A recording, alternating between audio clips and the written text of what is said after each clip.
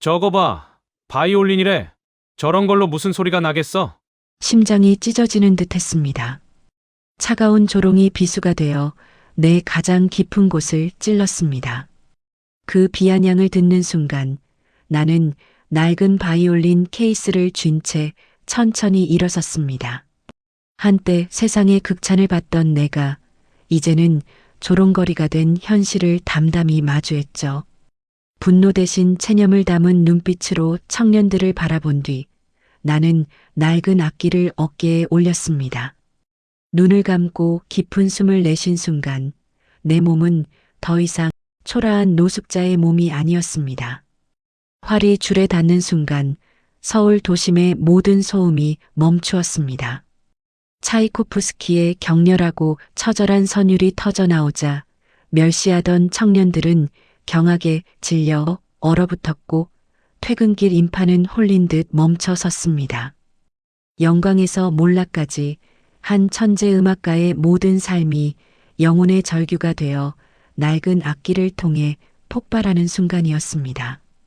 연주가 끝난 후 환호와 눈물 속에서 그의 정체를 알아본 사람들이 몰려들었고 그에게는 서울시향의 재기 제안과 수년 전 잃었던 딸과의 재회 기회가 주어집니다. 가장 낮은 곳에서 음악을 통해 용서와 희망을 되찾은 거장의 이야기는 과연 그를 다시 빛나는 무대로 그리고 잃어버린 가족의 품으로 인도할 수 있을까요? 이야기 시작 전 좋아요와 구독을 눌러주세요. 또 어디서 시청하고 계신가요? 댓글로 지역을 남겨주시면 그곳에 좋은 일만 가득하길 기원하겠습니다. 가을이 깊어가는 어느 저녁 서울 도심 한복판의 지하철역 입구 근처에서 한 남자가 쭈그리고 앉아 있었습니다. 그의 손에는 낡고 상처투성이인 바이올린 케이스가 들려 있었고 옆에는 찢어진 천 조각 하나가 놓여 있었습니다. 남자의 옷차림은 여러 겹으로 덧입은 낡은 외투와 때가 잔뜩 묻은 바지였고 얼굴에는 수염이 무성하게 자라 있었습니다. 그는 케이스를 조심스럽게 열고 그 안에서 바이올린을 꺼냈습니다. 악기는 세월의 흔적이 역력했습니다. 여기저기 긁힌 자국과 금이 간 곳들이 보였고 줄은 끊어져 있거나 헐거워져 있었습니다. 그럼에도 남자는 마치 세상에서 가장 소중한 보물을 다루듯 바이올린을 쓰다듬었습니다. 지나가는 사람들의 시선은 차갑거나 무관심했지만 그는 개의치 않는 듯 했습니다. 그는 주머니에서 낡은 천을 꺼내 악기 표면을 닦기 시작했습니다. 천이 움직일 때마다 먼지가 날렸고 그 아래로 희미하게 남아 나무의 광택이 드러났습니다. 남자의 손놀림은 놀라울 정도로 섬세했습니다. 오랜 시간 단련된 손가락들은 악기의 곡선을 따라 부드럽게 움직였고 줄 하나하나를 점검하며 상태를 확인했습니다. 마치 오래된 연인을 대하듯 조심스럽고 애틋한 손길이었습니다. 그의 눈빛에는 깊은 슬픔과 동시에 뭔가를 그리워하는 듯한 빛이 어려 있었습니다. 주변을 지나가던 사람들은 대부분 그를 힐끗 보고는 고개를 돌렸습니다. 어떤 이들은 동정 어린 시선을 보냈지만 대부분은 무관심하게 지나쳤습니다. 도시의 밤은 바빴고 사람들은 각자의 일상으로 돌아가는 데만 급급했습니다. 시간이 흐르면서 퇴근 시간이 다가왔고 지하철역 주변은 점점 더 많은 사람들로 붐비기 시작했습니다. 정장을 입은 직장인들, 학생들, 쇼핑백을 든 사람들이 끊임없이 쏟아져 나왔습니다. 남자는 여전히 바이올린을 닦고 있었습니다. 그의 동작은 거의 의식처럼 반복되었고 마치 명상을 하듯 깊이 집중하고 있는 것처럼 보였습니다. 바이올린의 F자 구멍을 닫고 지판을 따라 천을 움직이고 줄을 하나씩 확인하는 그의 모습에는 어떤 존엄함이 있었습니다. 가난하고 초라한 겉모습과는 달리 그 손놀림만큼은 예술가의 것이었습니다. 그때 한 무리의 청년들이 그 앞을 지나가다 멈춰 섰습니다. 그들은 정장을 말끔하게 차려입고 있었고 손에는 값비싼 브랜드의 가방과 최신형 스마트폰을 들고 있었습니다. 청년들은 남자를 보며 서로 눈짓을 주고받았고 곧 낮은 웃음소리가 들리기 시작했습니다. 저거 봐, 바이올린이래. 한 청년이 비웃는 투로 말했습니다. 저런 걸로 무슨 소리가 나겠어? 다른 청년이 거들었습니다. 거지가 악기는 왜 들고 다니는 거야? 팔아서 밥이나 사 먹지. 세 번째 청년이 킥킥거리며 말을 보탰습니다. 그들의 목소리는 점점 커졌고 주변의 다른 사람들도 무슨 일인가 싶어 쳐다보기 시작했습니다. 노숙자는 고개를 들어 청년들을 바라봤습니다. 그의 눈빛은 담담했습니다. 분노나 수치심보다는 오히려 깊은 평온함 같은 것이 느껴졌습니다. 마치 이런 상황을 수없이 겪어본 사람처럼 아니면 이미 그보다 더한 고통을 경험해 이런 조롱짐은 아무것도 아니라는 듯한 표정이었습니다. 청년들은 그 시선에도 아랑곳하지 않고 계속 조롱했습니다. 오히려 반응이 없는 것에 더 흥이 난 듯 목소리를 높였습니다. 아저씨, 그거로 연주 좀 해보시죠. 우리가 돈 줄게요. 한 청년이 비꼬듯 말했습니다. 그의 말투에는 진심 어린 관심이 아니라 놀리려는 의도가 분명했습니다. 동료들은 킥킥거리며 웃었고 몇몇은 스마트폰을 꺼내 들었습니다. 영상을 찍어 SNS에 올리려는 듯 했습니다. 이거 조회수 대박 나겠는데? 한 청년이 속삭였습니다. 거지 바이올린 연주, 완전 웃기겠다. 그들은 이것을 하나의 오락거리로 생각하고 있었습니다. 타인의 고통이나 존엄성은 안중에도 없었습니다. 노숙자는 천천히 일어났습니다. 그의 움직임은 느렸지만 어딘가 품위가 있었습니다. 등을 펴고 일어서는 그의 모습에서 한때는 다른 삶을 살았을 것이라는 흔적이 엿보였습니다. 그는 바이올린을 들어 올려 턱 아래에 받쳤습니다. 활을 집어드는 그의 손은 떨리지 않았습니다. 오히려 확신에 찬 움직임이었습니다. 청년들은 여전히 웃고 있었지만 몇몇 지나가던 사람들이 걸음을 멈추고 서기 시작했습니다. 무언가 특별한 일이 일어날 것 같은 예감이 공기 중에 감돌았습니다. 남자는 눈을 감았습니다. 그리고 깊게 숨을 들이쉬었습니다. 그 순간 그의 표정이 변했습니다. 초라한 노숙자의 얼굴이 아니라 무대에 서는 음악가의 얼굴이었습니다. 활이 첫 번째 줄에 닿는 순간 주변의 소음이 멈춘 것처럼 느껴졌습니다. 처음 나온 소리는 맑고 순수했습니다. 비록 악기는 낡았지만 그 손에서 나오는 선율은 마치 시간을 거슬러 올라가는 듯 했습니다. 차이콥스키의 바이올린 협주곡이었습니다. 디장조의 그 유명한 첫 악장. 첫 몇 소절만으로도 그것이 보통 연주자의 솜씨가 아님이 드러났습니다. 활이 움직일 때마다 음표들이 공기 중에 떠올랐고 그것들은 마치 살아있는 생명체처럼 춤을 추었습니다. 낡은 악기에서 나오는 소리라고는 믿기지 않을 만큼 풍성하고 깊은 음색이었습니다. 청년들의 웃음소리가 사라졌습니다. 그들은 입을 다물고 남자를 바라봤습니다. 스마트폰을 든 손이 점점 내려갔고 조롱하던 표정은 점차 놀라움으로 바뀌어 갔습니다. 지나가던 사람들도 하나둘씩 멈춰서서 연주를 듣기 시작했습니다. 처음에는 몇 명이었지만 순식간에 작은 군중이 형성되었습니다. 연주는 계속되었습니다. 남자의 손가락은 줄 위에서 마법처럼 움직였고 활은 공기를 가르며 소리를 만들어냈습니다. 그 소리는 슬프면서도 아름다웠고 절망적이면서도 희망적이었습니다. 마치 한 사람의 인생 전체가 그 선율 속에 녹아들어 있는 것 같았습니다. 사랑했던 순간들, 잃어버린 것들, 그리움과 후회, 그럼에도 불구하고 계속 살아가야 하는 인간의 의지. 모든 것이 음악 안에 담겨 있었습니다. 사람들이 점점 더 모여들었습니다. 처음에는 서너 명이었던 청중이 어느새 수십 명으로 늘어났습니다. 퇴근길을 서두르던 사람들이 발걸음을 멈췄고 약속 시간에 늦을까 걱정하던 사람들도 그 자리에 못 박힌 듯 서 있었습니다. 사람들은 숨을 죽이고 연주에 귀를 기울였습니다. 누군가는 눈을 감고 음악에 빠져들었고 누군가는 눈물을 흘리기 시작했습니다. 음악이 가진 힘이란 것이 무엇인지, 그것이 사람의 마음을 어떻게 움직이는지를 모두가 느끼고 있었습니다. 한 중년 여성은 핸드백에서 손수건을 꺼내 눈가를 닦았고 젊은 직장인은 멍하니 서서 자신도 모르게 눈물을 흘렸습니다.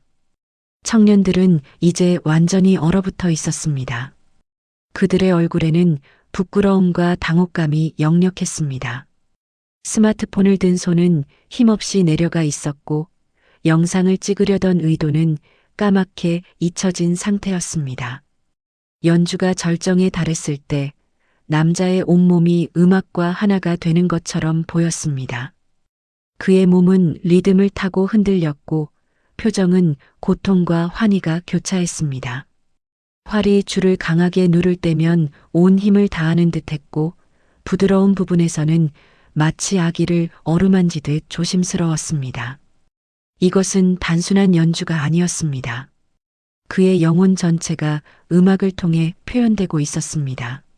수십 년간 쌓아온 기술과 감정, 삶의 경험과 고통, 사랑과 상실의 모든 것이 그 소리 안에 담겨 있었습니다.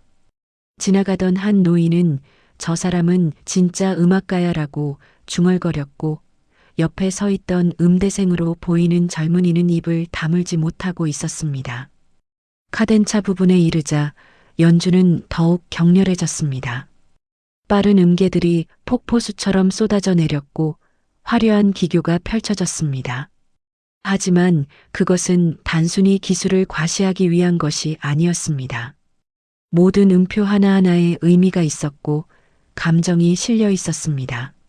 마지막 음이 울려 퍼지고 천천히 사라져갔을 때 거리는 완벽한 침묵에 휩싸였습니다. 몇 초간 아무도 움직이지 않았습니다.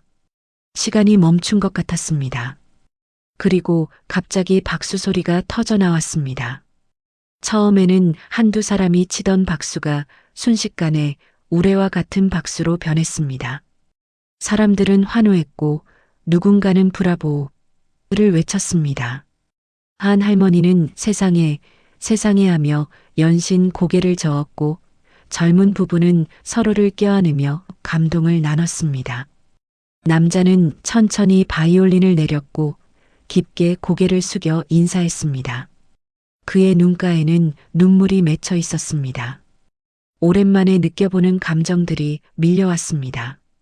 인정받는다는 것, 자신의 음악이 사람들에게 닿는다는 것, 그것이 얼마나 그리웠던 일인지를 다시 깨달았습니다. 청년들은 서로를 쳐다보며 어쩔 줄 몰라 했습니다. 그들의 얼굴은 붉게 달아올랐고 죄책감이 역력했습니다.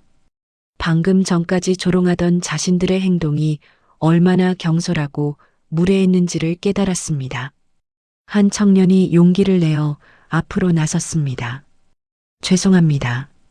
정말 죄송합니다. 그의 목소리는 떨렸습니다. 다른 청년들도 고개를 숙였습니다. 저희가 정말 잘못했습니다. 선생님의 연주는 정말 대단하셨습니다. 그들은 진심으로 부끄러워하고 있었습니다.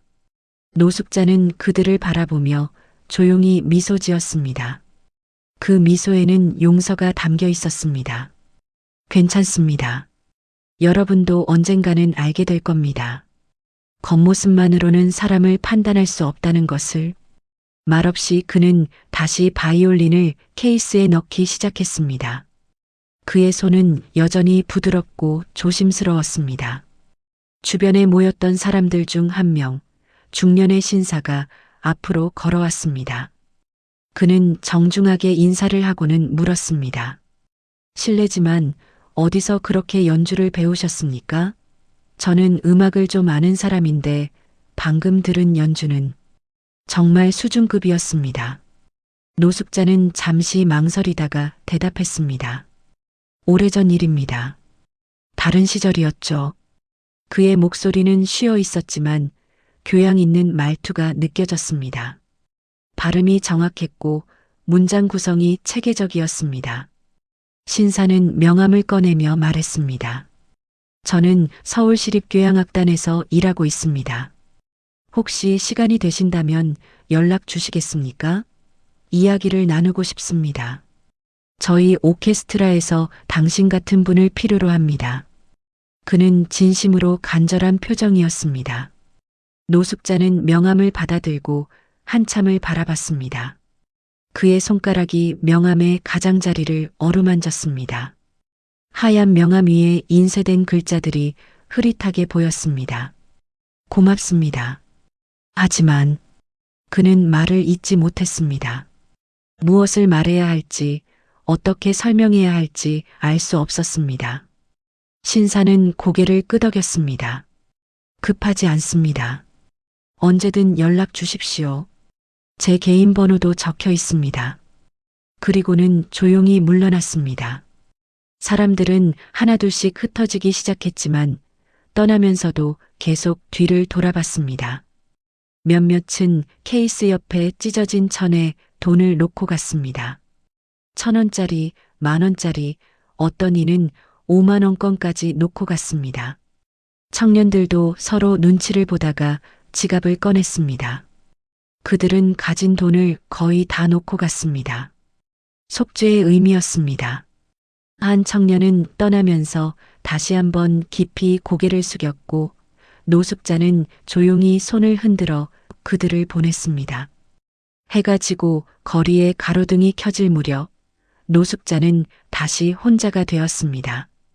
그는 바이올린 케이스를 들고 천천히 걸어가기 시작했습니다. 찢어진 천 위에 놓인 돈들을 조심스럽게 주머니에 넣었습니다. 오늘 밤은 따뜻한 식사를 할 수 있을 것입니다. 어쩌면 사흘치 식사도 가능할지 모릅니다. 그의 발걸음은 무거웠지만 등은 조금 더 펴진 것 같았습니다. 오늘 밤 그는 어떤 생각을 하며 잠들까요? 오래전 화려했던 무대를 떠올릴까요? 아니면 오늘의 거리 연주를 생각할까요? 그의 뒷모습을 바라보던 사람들은 각자의 방향으로 흩어졌지만 오늘 들었던 그 선율을 쉽게 잊지 못할 것입니다. 집으로 돌아가는 지하철 안에서 저녁 식사를 하면서 잠자리에 들면서 그들은 오늘의 그 순간을 떠올릴 것입니다. 그 남자의 이름은 강민우였습니다. 한때 그는 한국 음악계에서 주목받던 젊은 바이올리니스트였습니다. 1980년대 후반 26의 나이에 그는 차이콥스키 국제 콩쿠르에 참가했습니다. 모스크바의 그 유명한 콩쿠르 홀에서 수백 명의 청중과 심사위원들 앞에서 그는 연주했습니다. 한국인으로서는 드물게 본선까지 진출했고 그날의 연주는 전설이 되었습니다. 완벽한 기교와 깊은 감성 그리고 음악에 대한 순수한 열정이 하나로 어우러진 연주였습니다. 심사위원들은 그의 연주에 기립박수를 보냈고 관객들은 열광했습니다. 그는 우승했고 일약 스타가 되었습니다. 한국에서는 그를 영웅처럼 맞이했고 공항에는 수백 명의 사람들이 그를 환영하기 위해 모였습니다. 유럽과 미국의 콘서트홀에서 그의 이름이 불렸습니다. 런던, 파리, 빈, 뉴욕, 시카고. 그는 세계 최고의 오케스트라들과 협연했고 유명 지휘자들이 그와 함께 일하기 위해 한국을 찾았습니다. 베를린 필하모닉, 빈 필하모닉, 런던 심포니, 오케스트라. 그들 모두가 강민우와의 협연을 원했습니다. 음반사들은 그와 계약하기 위해 경쟁했고 그의 앨범은 비평가들로부터 극찬을 받았습니다. 한국이 낳은 천재, 바이올린의 시인, 21세기의 하이패츠. 언론은 그에게 온갖 찬사를 쏟아냈습니다. 젊고 재능 넘치는 한국의 바이올리니스트. 그는 클래식 음악계에 떠오르는 별이었고 한국의 자랑이었습니다. 돈과 명예가 따라왔고 사람들은 그를 천재라고 불렀습니다. 강민우는 서울 강남에 큰 아파트를 샀고 외제차를 몰았으며 최고급 레스토랑에서 식사했습니다. 하지만 그 모든 영광 뒤에는 점점 커져가는 그림자가 있었습니다. 성공의 무게는 생각보다 무거웠습니다. 끊임없는 연주 일정, 완벽을 요구하는 청중들, 항상 더 나은 연주를 기대하는 평론가들. 강민우는 자신을 혹사했습니다. 하루에 12시간씩 연습했고 공연이 없는 날도 악기를 손에서 놓지 않았습니다. 손가락에서 피가 날 때까지 연습했고 어깨와 목은 만성 통증에 시달렸습니다. 하지만 멈출 수 없었습니다. 그는 두려웠습니다. 정상의 자리를 잃을까봐, 사람들이 자신을 잊을까봐, 더 젊고 재능 있는 연주자에게 밀려날까봐. 매년 새로운 천재들이 등장했고 그들은 모두 강민우를 넘어서려 했습니다. 그 두려움은 점점 커져만 갔고 그와 함께 그의 마음도 병들어 갔습니다. 밤마다 악몽을 꾸었습니다. 무대에서 실수하는 꿈, 청중들이 야유를 보내는 꿈, 손가락이 움직이지 않는 꿈. 그는 불면증에 시달렸고 점점 더 예민해졌습니다. 1990년대 중반 그의 결혼 생활이 파탄났습니다. 아내 수지는 대학 시절부터 함께했던 사람이었습니다. 그녀는 피아니스트였고 강민우의 음악을 누구보다 이해하는 사람이었습니다. 하지만 성공 이후 강민우는 변했습니다.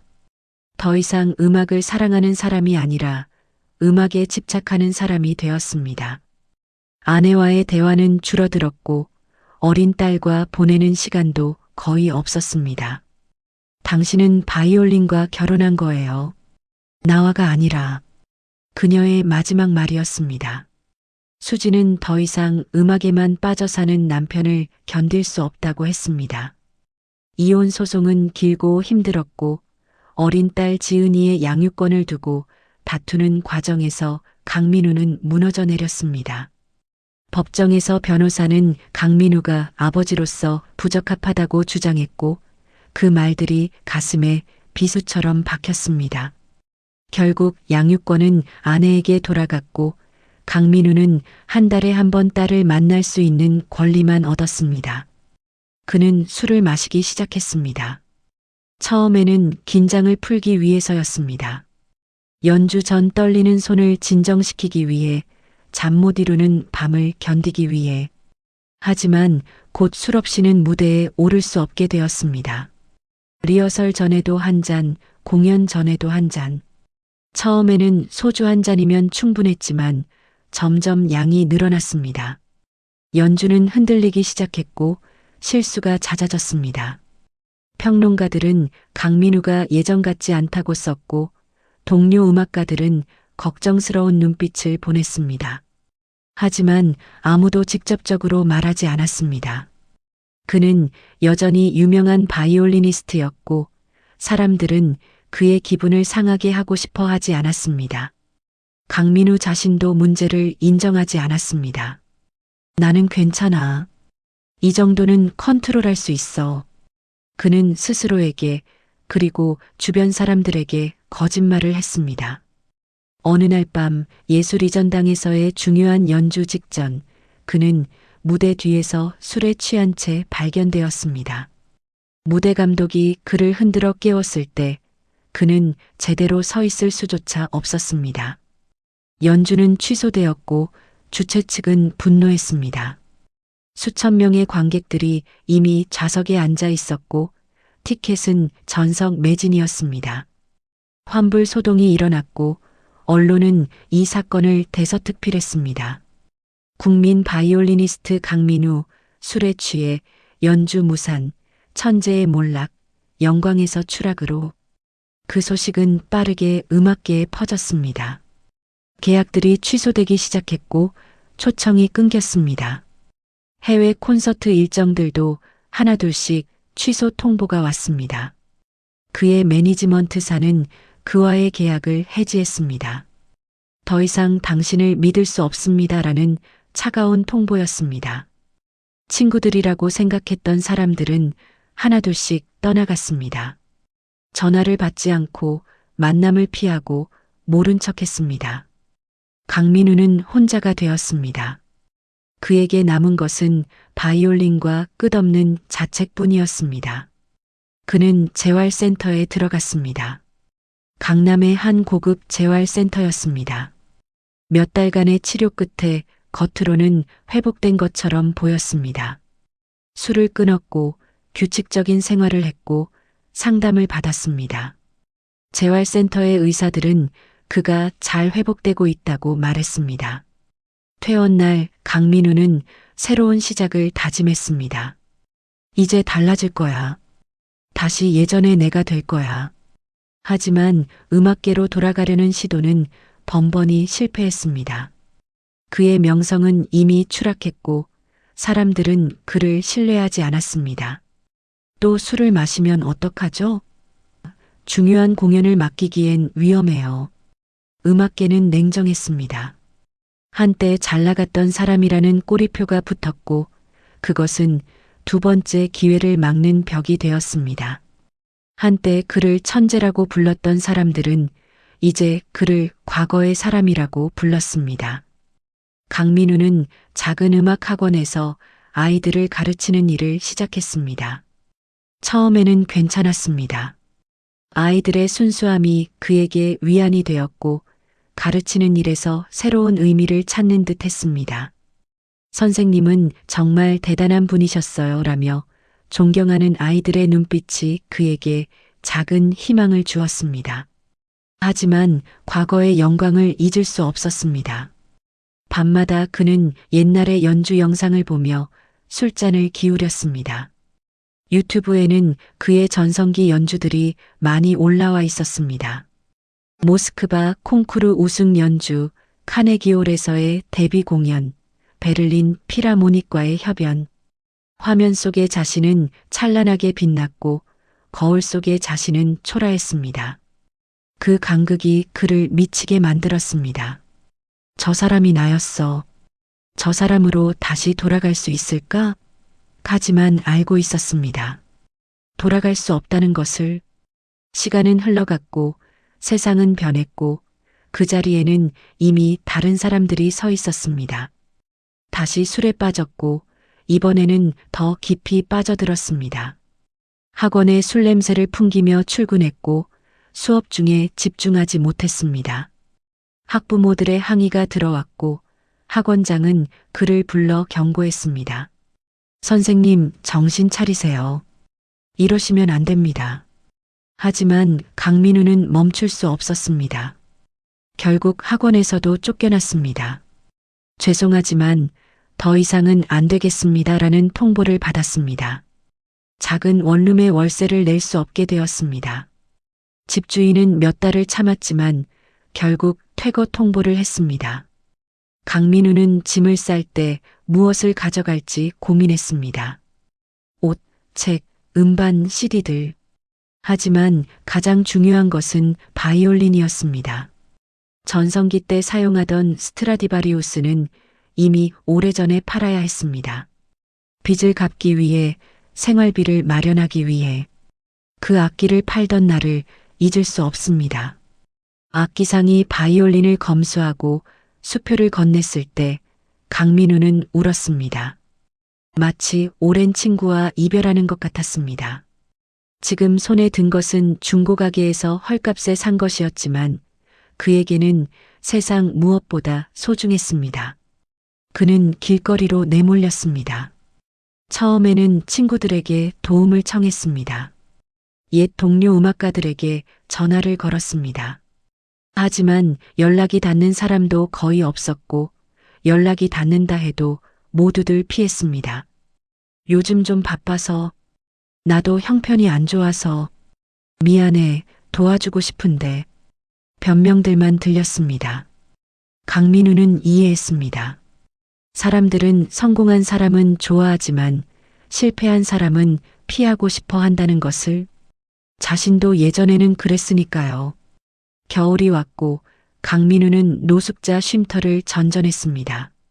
서울역 근처의 쉼터, 을지로의 쉼터, 영등포의 쉼터.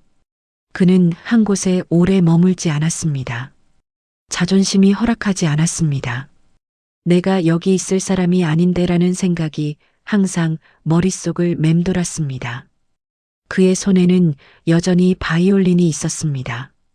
다른 노숙자들은 그것을 신기하게 여겼습니다. 왜 그런 걸 들고 다니냐? 팔아서 돈으로 바꾸지 그래. 하지만 강민우는 절대 팔지 않았습니다. 이것만큼은 지켜야 했습니다. 자신의 정체성, 자신이 누구였는지를 증명하는 마지막 증거였습니다. 밤마다 그는 악기를 껴안고 잠들었습니다. 쉼터의 다른 사람들은 그를 이상하게 여겼지만 아무도 건드리지 않았습니다. 그의 눈빛에는 뭔가 건드려서는 안 될 것 같은 슬픔이 깃들어 있었으니까요. 저 사람은 뭔가 사연이 있어 보여라고 다른 노숙자들이 속삭였습니다. 봄이 오고 여름이 갔습니다. 강민우는 서울의 거리를 떠돌았습니다. 가끔 남산공원 벤치에 앉아 바이올린을 켜기도 했습니다. 하지만 대부분의 시간은 그저 악기를 닦으며 보냈습니다. 사람들은 그를 지나쳤고 그 역시 사람들을 의식하지 않았습니다. 그는 자신만의 세계에 갇혀 있었습니다. 과거의 영광과 현재의 비참함 사이 어딘가에서 그는 부유하고 있었습니다. 때로는 옛 친구의 얼굴이 떠올랐습니다. 함께 유학 갔던 동기들, 콩쿠르에서 만난 동료들, 오케스트라 단원들. 그들은 지금 무엇을 하고 있을까요? 여전히 음악을 하고 있을까요? 그리고 딸 지은이의 모습이 생각났습니다. 마지막으로 만난 지 벌써 몇 년이 지났습니다. 지은이는 이제 15살쯤 되었을 것입니다. 어떻게 자랐을까요? 아빠를 원망하고 있을까요? 하지만 그들에게 연락할 용기가 없었습니다. 이런 모습을 보이고 싶지 않았으니까요. 나는 이미 죽은 사람이야 라고 스스로에게 말했습니다. 그러던 어느 날 강민우는 쓰레기통에서 오래된 음악 잡지를 발견했습니다. 편의점 앞 쓰레기통이었고 누군가 버린 잡지들 사이에 그것이 있었습니다. 호기심에 펼쳐본 그 잡지에는 차이콥스키 콩쿠르에 관한 특집 기사가 실려 있었습니다. 올해로 60주년을 맞는 콩쿠르의 역사, 역대 우승자들의 명단과 사진, 그리고 그 중에는 젊은 시절의 강민우도 있었습니다. 1989년 우승자 강민우. 화려한 턱시도를 입고 트로피를 든 모습. 환하게 웃고 있는 얼굴. 자신감에 차 있고 미래가 밝게 빛나던 그 순간. 그는 그 사진을 오랫동안 바라봤습니다. 손가락으로 사진을 쓰다듬었습니다. 이 사람이 나였어. 정말 내가 맞아? 눈물이 흘렀지만 닦으려 하지 않았습니다. 눈물이 잡지 위에 떨어져 사진을 적셨습니다. 그날 밤 그는 오랜만에 제대로 연주를 했습니다. 아무도 없는 한강 다리 밑에서 가로등 불빛 아래서 그는 차이콥스키 협주곡을 연주했습니다. 밤하늘의 별들과 흐르는 강물만이 그의 청중이었습니다. 음악은 그를 과거로 데려갔습니다. 모스크바의 콩쿠르 홀, 높은 천장과 화려한 샹들리에, 붉은 벨벳 자석, 쏟아지는 박수 소리, 환호하는 관중들. 모든 것이 생생하게 되살아났습니다. 그때의 긴장감, 설렘, 자신감. 활이 첫 음을 냈을 때 느꼈던 전율, 연주하는 내내 느꼈던 완벽한 집중, 관객과의 교감. 연주가 끝났을 때의 그 황홀한 순간. 심사위원들이 일어서서 박수를 쳤고 관객들은 브라보를 외쳤습니다. 시상식에서 트로피를 받았을 때 그는 세상을 다 가진 것 같았습니다. 음악이 끝나자 그는 깨달았습니다. 자신에게서 빼앗긴 것은 명예나 돈이 아니라 음악을 순수하게 사랑하던 그 마음이었다는 것을. 언제부턴가 음악은 의무가 되었고 짐이 되었고 두려움의 대상이 되었습니다. 완벽해야 한다는 강박, 실수하면 안 된다는 두려움, 남들보다 뛰어나야 한다는 압박. 음악의 기쁨은 사라지고 고통만 남았습니다. 하지만 지금 이 순간만큼은 다시 그것이 사랑이 되었습니다. 아무도 듣지 않아도, 아무도 인정하지 않아도 그저 연주하는 것 자체가 기쁨이었습니다. 다음 날부터 그는 조금씩 변하기 시작했습니다. 여전히 노숙자였고 여전히 힘든 삶을 살았지만 바이올린을 대하는 태도가 달라졌습니다. 더 이상 과거의 영광을 떠올리며 슬퍼하지 않았습니다. 대신 지금 이 순간 연주할 수 있다는 것에 감사했습니다. 악기를 닦는 시간도 늘어났습니다. 매일 아침 일어나면 가장 먼저 바이올린을 꺼내 정성스럽게 닦았습니다. 비록 낡고 상처 입은 악기였지만 그는 최선을 다해 관리했습니다. 마치 오래된 친구를 돌보듯이 말입니다. 줄을 갈 돈이 없을 때는 헌줄이라도 최대한 잘 쓸 수 있도록 조율했습니다. 활의 말총이 끊어지면 하나하나 정리했습니다. 그리고 가끔씩 아무도 보지 않을 때 그는 연주를 했습니다. 한강 둔치에서, 남산공원에서, 때로는 지하철역 구석에서, 돈을 벌기 위해서가 아니라 음악 그 자체를 위해서. 그날 저녁 지하철역에서의 그 연주는 우연이 아니었습니다. 강민우는 며칠 전부터 그곳을 지나다니며 장소를 정해두었습니다. 사람들이 많이 지나가는 곳, 소리가 잘 울리는 곳, 천장의 높이와 벽의 재질까지 고려했습니다. 음향학적으로 좋은 장소였습니다. 그는 무언가를 증명하고 싶었던 것이 아닙니다. 명예를 회복하려는 것도 아니었습니다. 단지 다시 한번 제대로 사람들 앞에서 연주하고 싶었습니다. 성공이나 인정을 위해서가 아니라 음악 그 자체를 위해서. 자신이 여전히 음악가라는 것을, 비록 노숙자가 되었어도 음악만큼은 잃지 않았다는 것을 확인하고 싶었습니다. 청년들의 조롱은 예상하지 못한 일이었습니다. 하지만 그것조차도 그를 멈추게 하지 못했습니다. 오히려 더 큰 확신을 주었습니다. 자신이 진정으로 원하는 것이 무엇인지를 말입니다.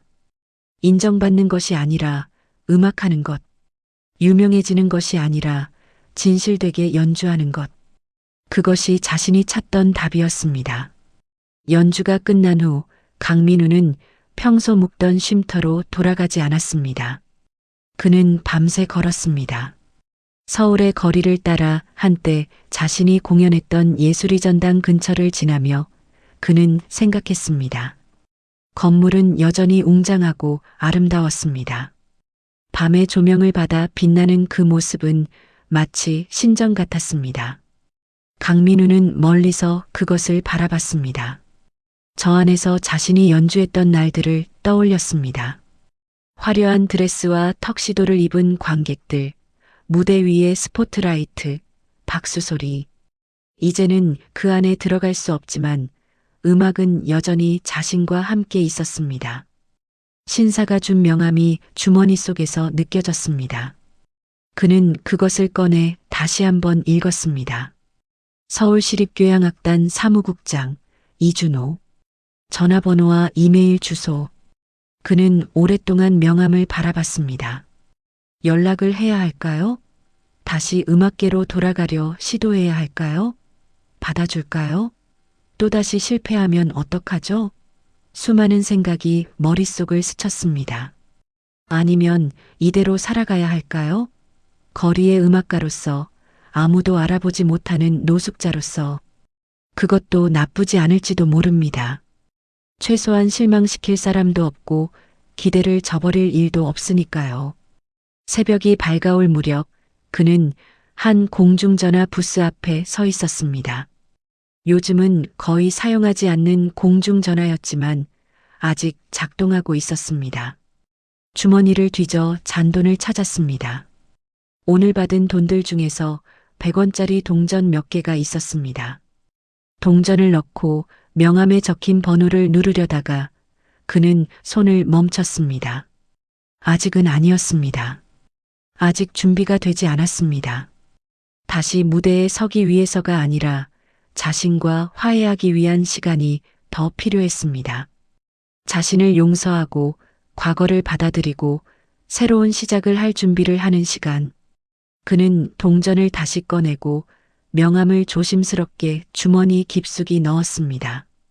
언젠가는 연락할 것입니다. 하지만 지금은 아니었습니다. 지금은 그저 음악과 함께 있고 싶었습니다. 명예나 인정 없이 오직 음악만을 위해서. 그날 이후로도 강민우는 가끔 거리에서 연주를 했습니다. 항상 같은 장소는 아니었고 규칙적이지도 않았습니다. 그저 마음이 내킬 때, 연주하고 싶을 때 그는 바이올린을 꺼내 들었습니다. 때로는 지하철역에서, 때로는 공원에서, 때로는 길거리에서 사람들은 점점 그를 알아보기 시작했습니다. 저기 그 사람이다. 정말 잘한다. 프로 연주자 같아. 소문이 돌았고 그가 연주를 시작하면 사람들이 모여들었습니다. 어떤 이들은 그의 이야기를 SNS에 올렸고 작은 화제가 되었습니다. 지하철역의 바이올린 연주자, 노숙자 바이올리니스트의 감동 연주. 조회수가 올라갔고 댓글이 달렸습니다. 정말 대단하다.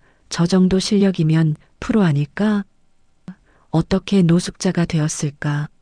하지만 강민우는 그런 것들에 신경 쓰지 않았습니다. 그에게 중요한 것은 오직 음악뿐이었습니다. 연주하는 그 순간, 음악 안에 있는 그 순간이 전부였습니다. 서울시립교향악단의 사무국장 이준호는 몇 번이나 그를 찾아왔습니다. 소문을 듣고 영상을 보고 그는 확신했습니다. 이 사람은 범상치 않다고. 그는 강민우를 찾아다녔고 마침내 다시 만났을 때 간절히 부탁했습니다. 제발 한 번만 우리 사무실로 와주시겠습니까? 이야기를 나누고 싶습니다. 저희가 도울 수 있는 일이 있을 것입니다. 강민우는 매번 정중히 거절했습니다. 고맙습니다. 하지만 아직 때가 아닙니다. 조금 더 기다려 주십시오. 이준호는 포기하지 않았습니다. 그는 직감적으로 알았습니다. 이 사람은 특별하다고. 단순히 실력 있는 노숙 연주자가 아니라 뭔가 깊은 사연을 가진 진짜 음악가라고. 그는 계속 강민우를 찾아왔고 명함을 남기고 기다렸습니다. 저는 매일 사무실에 있습니다. 언제든 연락 주십시오. 계절이 또 바뀌었습니다. 어느덧 겨울이 다가왔고 거리는 추워졌습니다. 서울의 겨울은 매서웠습니다. 영하의 날씨, 매서운 바람, 얼어붙은 거리. 강민우의 건강은 좋지 않았습니다. 오랜 노숙 생활로 인한 무리가 쌓였고 기침이 잦아졌습니다. 몸이 점점 약해졌고 추위를 견디기가 힘들어졌습니다. 쉼터에서 제공하는 따뜻한 식사만으로는 부족했습니다. 그럼에도 그는 연주를 멈추지 않았습니다. 추운 날씨에도 불구하고 손이 얼어서 제대로 움직이지 않아도 그는 바이올린을 켰습니다. 때로는 손가락이 너무 얼어서 줄을 제대로 누를 수 없었습니다. 활을 쥔 손이 떨렸고 음정이 흔들렸습니다. 하지만 멈출 수 없었습니다. 음악은 그의 전부였고 살아있는 이유였습니다. 사람들은 걱정했습니다. 이렇게 추운데 왜 밖에서 연주를 하십니까? 건강이 나빠지시겠어요. 강민우는 미소만 지었습니다. 괜찮습니다. 음악이 저를 따뜻하게 해줍니다. 그것은 거짓말이 아니었습니다. 연주하는 동안만큼은 추위를 잊을 수 있었습니다. 음악 안에서만큼은 모든 것을 잊을 수 있었습니다. 어느 날 밤 눈이 내렸습니다. 올겨울 첫눈이었습니다. 서울의 거리는 하얗게 뒤덮였고 사람들의 발자국 소리도 부드러워졌습니다. 세상이 고요해졌고 모든 것이 평화로워 보였습니다. 강민우는 평소와 같은 장소에서 연주를 하고 있었습니다. 눈송이들이 그의 머리와 어깨 위에 쌓였지만 그는 개의치 않았습니다. 활이 움직이고 음악이 흘렀습니다. 눈 내리는 밤의 정막 속에서 그 선율은 더욱 아름답게 들렸습니다. 마치 하늘에서 내려오는 축복 같았습니다. 몇몇 사람들이 우산을 쓰고 멈춰서서 그의 연주를 들었습니다. 추운 날씨에도 불구하고 그들은 오랫동안 서 있었습니다. 음악은 추위를 잊게 해주었습니다. 아름다운 선율은 사람들의 마음을 따뜻하게 해주었습니다. 그들은 조용히 눈물을 흘렸습니다. 무엇 때문인지는 스스로도 알 수 없었지만 눈물이 멈추지 않았습니다. 음악이 그들의 깊은 곳을 건드렸고 오래 묻어두었던 감정들이 표면으로 올라왔습니다. 연주가 끝나고 강민우는 심하게 기침을 했습니다. 그의 몸이 흔들렸고 주저앉을 뻔했습니다. 지나가던 한 여성이 달려와 그를 부축했습니다. 괜찮으세요? 병원에 가셔야 할 것 같은데요. 그녀의 목소리는 걱정으로 가득했습니다. 강민우는 고개를 저었습니다. 괜찮습니다. 그냥 조금 쉬면 됩니다. 하지만 그의 얼굴은 창백했고 손은 떨렸습니다. 입술은 파래져 있었고 호흡이 거칠었습니다. 여성은 주저하다가 자신의 전화기를 꺼냈습니다. 제가 아는 의사 선생님께 연락드릴게요. 무료로 진찰해 주실 거예요. 제발 거부하지 마세요. 그녀는 간호사였고 강민우의 상태가 심각하다는 것을 알았습니다. 강민우는 더 이상 거부할 힘도 없었습니다. 고개를 끄덕였고 그것으로 동의를 표했습니다. 그날 밤 강민우는 작은 무료 진료소에 있었습니다. 성북구의 한 지하 진료소였습니다. 자원봉사 의사가 그를 진찰했고 심각한 표정을 지었습니다. 폐렴 초기 증상입니다. 지금 당장 입원하셔야 합니다. 이대로 두면 정말 위험합니다. 체온은 39도가 넘었고 폐에서 이상한 소리가 들렸습니다. 강민우는 거절하려 했습니다. 돈이 없습니다. 입원할 수가 없어요. 하지만 의사는 단호했습니다. 돈 걱정은 하지 마십시오. 자선병원을 소개해 드리겠습니다. 이대로 두면 위험합니다. 제발 협조해 주십시오. 결국 그는 작은 자선병원에 입원하게 되었습니다. 강북구의 한 오래된 병원이었습니다. 시설은 낙후되었지만 의료진들의 마음은 따뜻했습니다. 바이올린은 그의 침대 옆에 놓였습니다. 간호사들이 소중한 물건이시군요라며 조심스럽게 다뤄주었습니다. 밤마다 그는 케이스를 쓰다듬으며 잠들었습니다. 꿈속에서 그는 여전히 연주하고 있었습니다. 입원 기간 동안 많은 일이 있었습니다. 그를 SNS에서 알게 된 사람들이 병원을 찾아왔습니다. 꽃과 과일을 가져왔고 격려의 메시지를 남겼습니다. 빨리 회복하세요. 당신의 음악을 다시 듣고 싶습니다. 힘내세요. 병실은 점점 꽃으로 가득 찼고 과일 바구니가 쌓였습니다. 강민우는 당황했습니다. 이렇게 많은 사람들이 자신을 신경 써주다니. 자신은 아무것도 아닌 노숙자인데 어떤 이는 그의 과거를 조사해서 알아냈습니다. 음악 전문 기자였던 그는 오래된 기사들을 뒤졌고 마침내 진실을 발견했습니다. 당신이 그 강민우입니까? 차이콥스키 콩쿠르 우승자였던? 강민우는 천천히 고개를 끄덕였습니다. 그것은 오래전 일입니다. 다른 시절이었죠. 그때의 나는 이미 죽었습니다. 그의 목소리는 쓸쓸했습니다. 소문은 빠르게 퍼졌습니다. 한때 한국의 자랑이었던 바이올리니스트가 노숙자가 되어 거리에서 연주하고 있었다는 사실이 언론에 보도되었습니다. 기자들이 병원으로 몰려왔습니다. 인터뷰를 요청했고 사진을 찍으려 했습니다. 플래시가 터졌고 질문들이 쏟아졌습니다. 어떻게 이렇게 되셨습니까? 다시 무대에 서실 계획은 있으십니까? 후회하시나요? 강민우는 대부분을 거절했습니다. 저는 그저 연주하고 싶을 뿐입니다. 다른 것은 중요하지 않습니다. 병원 측도 면회를 제안했습니다.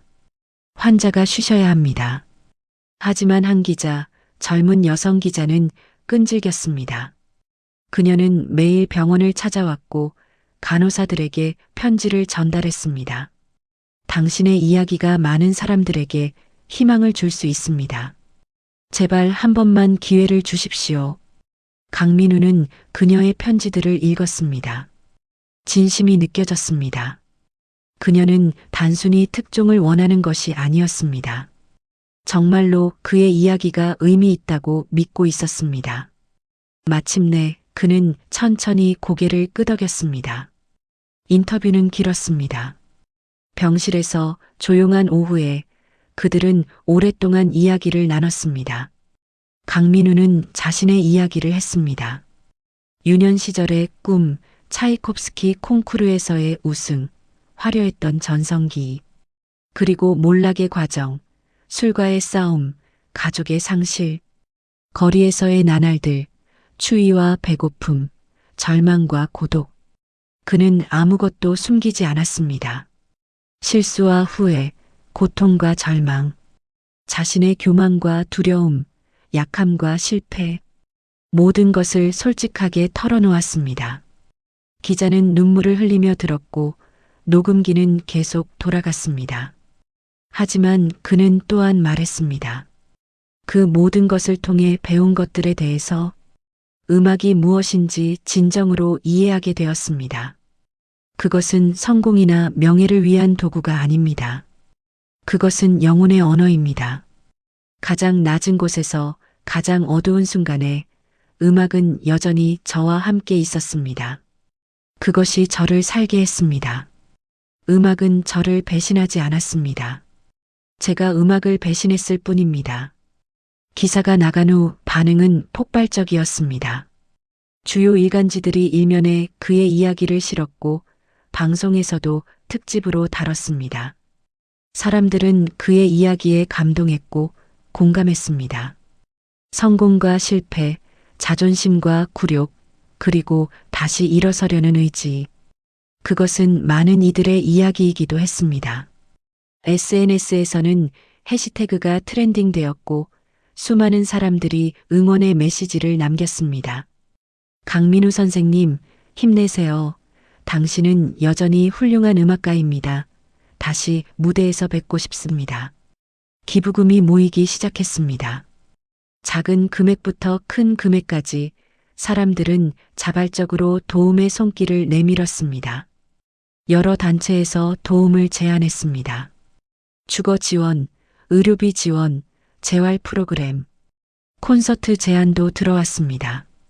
다시 한번 무대에 서주시겠습니까? 유명 콘서트홀들이 연락을 해왔고 기획사들이 관심을 보였습니다. 강민우는 모든 제안을 신중하게 검토했습니다. 이번에는 서두르지 않았습니다. 과거의 실수를 반복하지 않기 위해서 진정으로 준비가 된 후에 결정하기 위해서 시립교향악단의 사무국장 이준호도 다시 찾아왔습니다. 이번에는 병실로 직접 왔고 꽃다발과 함께 진지한 제안을 가져왔습니다. 우리 청소년 오케스트라의 지도자가 되어 주십시오. 아이들에게 음악을 가르쳐 주십시오. 당신의 경험과 재능이 필요합니다. 당신의 실수도 고통도 모든 것이 아이들에게 귀중한 가르침이 될 것입니다. 그는 강민우의 손을 잡고 간절히 부탁했습니다. 강민우는 오랫동안 생각했습니다. 무대에 다시 서는 것도 좋지만 아이들을 가르치는 것, 그것은 다른 종류의 의미가 있었습니다. 자신이 겪은 실수들을 그들이 반복하지 않도록 도울 수 있을 것입니다. 음악의 진정한 아름다움을 그리고 인생의 진실을 전할 수 있을 것입니다. 생각해 보겠습니다. 시간을 주십시오. 강민우가 대답했습니다. 이준호는 고개를 끄덕이며 물러났습니다. 천천히 결정하십시오. 저희는 기다리겠습니다. 입원 기간이 길어지면서 강민우는 점차 회복되었습니다. 항생제 치료가 효과를 보였고 규칙적인 식사로 체력이 돌아왔습니다. 오랜만에 따뜻한 침대에서 자고 제때 식사를 하고 약을 먹었습니다. 몸이 좋아지자 마음도 밝아졌습니다. 병원의 의사와 간호사들은 친절했고 환자들도 그를 응원했습니다. 같은 병실을 쓰는 노인은 선생님의 이야기를 신문에서 봤어요. 정말 대단하십니다라며 엄지손가락을 치켜 세웠습니다. 강민우는 처음에는 부끄러워했지만 점차 사람들의 관심을 받아들이게 되었습니다. 이것도 새로운 시작의 일부라는 것을 깨달았습니다. 도움을 받는 것을 부끄러워할 필요가 없다는 것을, 사람들의 선의를 받아들이는 것도 용기라는 것을 배웠습니다. 매일 오후면 그는 병원 복도를 걸으며 재활 운동을 했습니다. 창밖으로 보이는 서울의 풍경을 바라보며 그는 미래를 생각했습니다. 앞으로 어떻게 살아갈 것인가? 무엇을 할 것인가? 어떤 사람이 될 것인가? 퇴원하는 날 강민우는 병원 로비에서 작은 연주회를 열었습니다. 의료진들과 환자들, 그리고 그를 보러 온 사람들을 위해서. 소문을 듣고 많은 사람들이 모였습니다. 병원 로비는 사람들로 가득 찼고 복도까지 인파가 이어졌습니다. 그는 오랜만에 정장을 입었습니다. 누군가가 기증한 깔끔한 양복이었지만 그는 다시 한번 음악가처럼 보였습니다. 머리를 깔끔하게 자르고 수염을 깎았습니다. 거울을 보니 낯선 사람이 서 있었습니다. 아니, 오래전 잊었던 자신이 돌아온 것 같았습니다. 바이올린을 들고 그는 연주를 시작했습니다. 이번에도 차이콥스키였습니다. 하지만 이번 연주는 달랐습니다. 더 성숙했고 더 깊었고 더 인간적이었습니다. 고통을 알고 절망을 겪고 그럼에도 다시 일어선 사람의 연주였습니다. 젊은 시절의 화려한 기교는 조금 무뎌졌을지 모르지만 그 대신 깊이가 더해졌습니다. 모든 음표에 인생이 담겨 있었고 모든 선율에 진실이 있었습니다. 연주가 끝났을 때 모두가 울고 있었습니다. 기쁨의 눈물이었습니다. 희망의 눈물이었습니다. 강민우도 울었습니다. 하지만 이번에는 슬픔의 눈물이 아니었습니다. 감사의 눈물이었습니다. 자신에게 다시 기회가 주어졌다는 것에 대한, 음악이 여전히 자신과 함께한다는 것에 대한, 사람들이 자신을 받아들여준다는 것에 대한 감사. 그는 깊이 인사했고 사람들은 일어나 박수를 보냈습니다. 그 박수는 한참 동안 계속되었습니다. 병원장이 나와 꽃다발을 전달했고 간호사들은 눈물을 닦으며 박수를 쳤습니다. 환자들은 휠체어에서, 침대에서, 복도에서 박수를 보냈습니다. 이것은 단순한 연주회가 아니었습니다. 한 인간의 부활을 축하하는 의식이었습니다. 몇 달 후 강민우는 서울시립교향악단 청소년 오케스트라의 상임 지휘자이자 바이올린 강사가 되었습니다. 시는 그를 위해 관악구에 작은 아파트를 제공했고 기본 생활비를 지원했습니다. 그는 다시 정상적인 생활을 시작했습니다. 매일 아침 알람 소리에 일어나고 아침 식사를 하고 출근을 했습니다. 너무나 평범한 일상이었지만 그에게는 기적 같은 일이었습니다. 몇 년 전만 해도 상상할 수 없었던 일들이었습니다. 매일 아침 그는 연습실로 갔고 아이들을 가르쳤습니다. 처음 아이들을 만난 날 그는 긴장했습니다. 자신의 과거를 아는 아이들이 자신을 어떻게 볼까? 실패한 사람으로 볼까? 아니면 극복한 사람으로 볼까? 하지만 아이들의 눈은 순수했습니다. 그들은 강민우를 그저 훌륭한 선생님으로 존경할 만한 음악가로 보았습니다. 그는 엄격했지만 사랑이 넘쳤습니다. 기술뿐만 아니라 음악의 영혼을 가르쳤습니다. 음악은 완벽한 기교만으로 만들어지지 않습니다. 당신의 마음이 담겨야 합니다. 당신의 경험이, 당신의 감정이, 당신의 인생이 담겨야 합니다. 그는 자신의 실수를 솔직하게 이야기했습니다. 선생님도 많은 실수를 했어요. 교만했고, 두려워했고, 결국 모든 것을 잃었죠. 하지만 배웠습니다. 진정으로 중요한 것이 무엇인지를. 아이들은 숨죽이며 들었고 그의 말 하나하나를 가슴에 새겼습니다.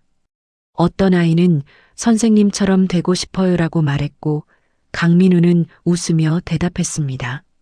선생님의 성공이 아니라 선생님이 배운 것을 닮으세요. 실패해도 다시 일어서는 것, 음악을 진정으로 사랑하는 것. 아이들은 그를 존경했습니다. 단순히 실력 있는 선생님이 아니라 진정한 스승으로 여겼습니다. 그의 이야기를 들으며 아이들은 배웠습니다. 성공이 전부가 아니라는 것을, 실패에서도 배울 것이 있다는 것을, 가장 중요한 것은 음악을 사랑하는 마음이라는 것을. 한 학생은 오디션에서 떨어진 후 좌절했지만 강민우의 격려로 다시 도전했습니다. 실패는 끝이 아니에요. 새로운 시작일 뿐입니다. 다른 학생은 완벽주의에 시달렸지만 강민우는 말했습니다. 완벽함보다 진실함이 중요해요. 당신의 진심을 음악에 담으세요. 점차 아이들은 변화했습니다. 더 자유롭게, 더 진실되게, 더 즐겁게 음악을 했습니다. 강민우는 또한 노숙자 쉼터를 정기적으로 방문했습니다. 매주 토요일 오후 그는 쉼터로 갔고 무료 음악 교실을 열었습니다. 원하는 사람들에게 악기를 가르쳤고 함께 노래를 불렀습니다. 음악은 모두의 것입니다. 부자든 가난하든 성공했든 실패했든 음악은 우리 모두를 위한 것입니다. 쉼터 사람들은 그를 형제처럼 대했습니다. 민우 형, 선생님.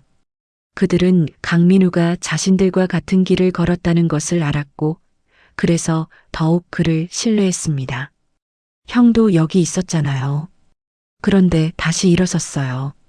우리도 할 수 있겠죠? 강민우는 고개를 끄덕였습니다. 할 수 있어요. 절대 포기하지 마세요. 제가 증거입니다. 한 청년은 기타를 배우기 시작했고 나중에는 지하철역에서 버스킹을 하며 생활비를 벌었습니다. 한 중년 남성은 노래를 배워 교회 성가대에 들어갔고 그것이 계기가 되어 새 일자리를 찾았습니다. 한 노인은 하모니카를 배워 공원에서 연주했고 사람들의 박수를 받으며 행복해했습니다. 음악은 그들에게 희망을 주었고 존엄성을 되찾게 해주었습니다. 강민우는 그것을 보며 깨달았습니다. 자신의 고통이 헛되지 않았다는 것을, 자신의 경험이 다른 이들에게 도움이 된다는 것을, 이것이 자신이 다시 살아야 하는 이유라는 것을. 그해 겨울 특별한 콘서트가 열렸습니다. 강민우가 이끄는 청소년 오케스트라의 공연이었습니다. 무료 공연이었고 노숙자들과 어려운 처지의 사람들이 특별히 초대되었습니다. 예술의 전당 콘서트홀, 그 화려한 공간. 한때 강민우가 정기적으로 서던 무대. 그곳에서 다시 연주한다는 것은 특별한 의미가 있었습니다. 콘서트홀은 만석이었습니다. 정장을 입은 사람들, 평범한 옷을 입은 사람들, 그리고 낡은 옷을 입은 사람들이 함께 앉아 있었습니다. 음악 앞에서는 모두가 평등했습니다. 무대 위에서 강민우는 아이들을 바라봤습니다. 그들의 눈에는 긴장과 설렘이 가득했습니다. 첫 번째 예술의 전당 무대. 그들에게는 평생 잊지 못할 순간이 될 것입니다. 강민우는 미소 지으며 고개를 끄덕였습니다. 잘할 수 있어요. 선생님이 믿어요. 지휘봉이 올라갔고 음악이 시작되었습니다. 프로그램은 다채로웠습니다. 베토벤, 모차르트, 브람스. 아이들은 열심히 연습한 만큼의 실력을 보여주었습니다. 때로는 작은 실수도 있었지만 그것조차도 아름다웠습니다. 진심이 담긴 연주였고 열정이 느껴지는 음악이었습니다. 관객들은 박수를 보냈고 환호했습니다. 아이들의 부모들은 눈물을 흘렸고 자랑스러워했습니다.